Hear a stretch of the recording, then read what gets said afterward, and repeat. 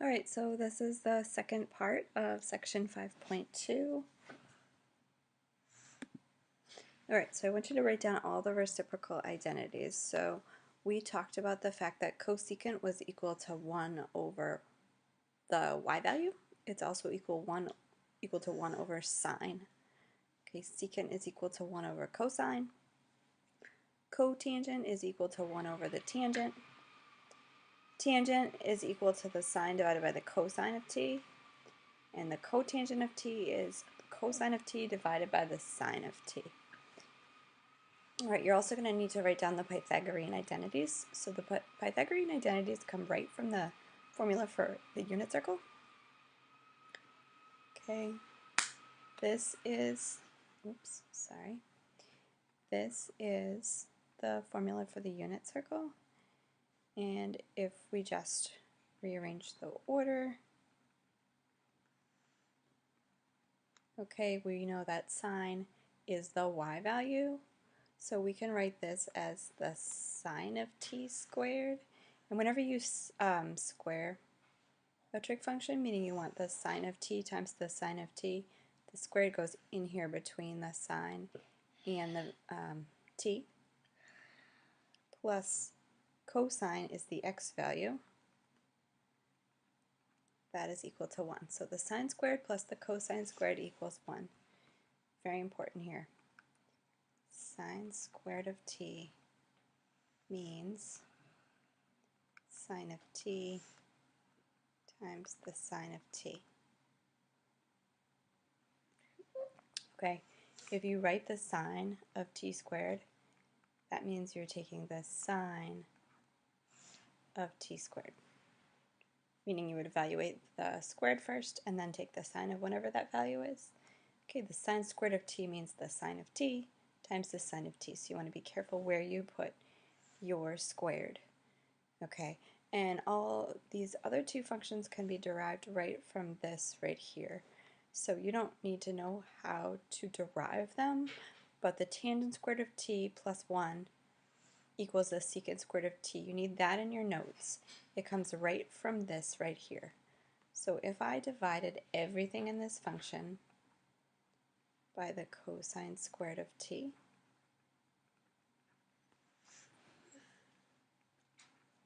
sine divided by cosine is the tangent. So the sine squared of t over the cosine squared of t is just the tangent squared of t. Anything divided by itself is 1. And 1 over cosine is secant, so this will be secant squared of t. So that's where this function comes from. Okay, and if I started with my same sine squared of t plus the cosine squared of t equals 1, if I divided everything instead by sine squared of t,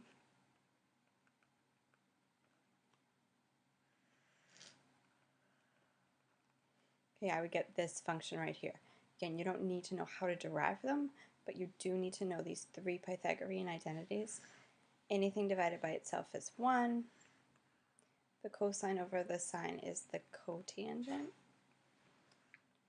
And 1 divided by sine is cosecant. Okay, so these other two come right from this identity here. Alright, even odd properties are just to help you when you're evaluating sine and cosine. So sine of negative t is equal to the negative sine of t. Right, if you think about the unit circle, if you move t units in the positive direction or t units in the negative direction, your y values will be opposites, right? They'll be the same with opposite signs. This y value would be negative, this would be positive. So the sine of negative t is equal to the negative sine of t.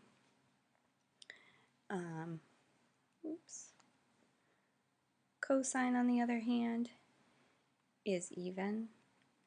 The cosine of t of negative t is equal to the cosine of t.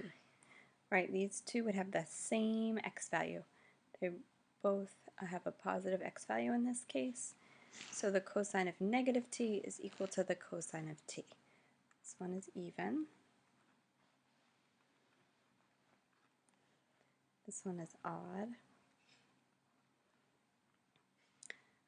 And then tangent is also odd. The tangent of negative t. So down here, if you found the tangent of this point, you would have a negative value. So it's equal to the opposite of the tangent of t.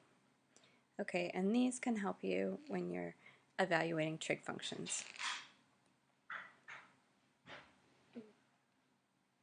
All right, and then I just want to show you one example. So, given a point, you need to find the sine, cosine, and tangent. All right, so the sine of t, given that this is the terminal point, is just the y value. Okay. The cosine of t is the x value. And then the tangent